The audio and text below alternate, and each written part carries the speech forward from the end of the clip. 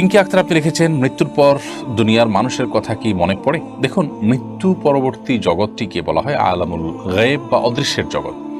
সেই জগতে আমাদের অবস্থা কেমন হয়, কিরকম হবে, সে বিষয়ে কোরআন এবং হাদিসের বর্ণনার বাইরে আমরা ধারণা করে কিছুই বলতে পারি না।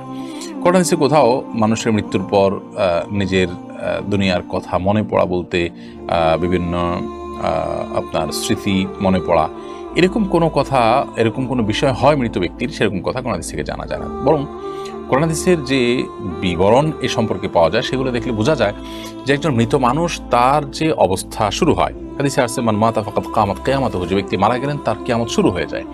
তো এরকম একটা পরিস্থিতিতে মানুষ পেছনের বিভিন্ন স্মৃতি চারণ করবে, বিভিন্ন স্মৃতি মনে পড়বে, সেটাকে তিনি স্মরণ করবেন। এরকম স্বাভাবিক কোনো অবস্থায় মানুষ থাকে না আসলে, যার কারণে মানুষ উদ্ভূত পরিস্থিতি নিয়েই খুব কষ্টে থাকে।